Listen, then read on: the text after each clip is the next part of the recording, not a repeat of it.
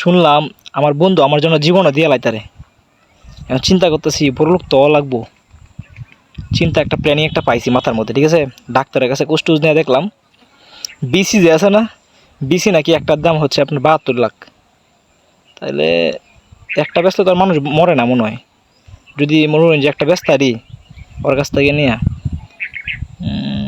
আনুমানিক ওরে দিলাম 42 লাখ, আমার 30 লাখ।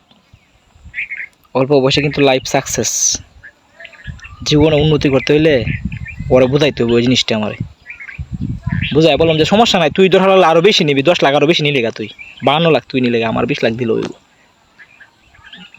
পরে মনে হয় যে বুঝাই বললাম তুই তো আর আমার জন্য মনে জীবন দিতে চাইতেছি না, আমি তোরা কইতেছি না জীবন দিতে।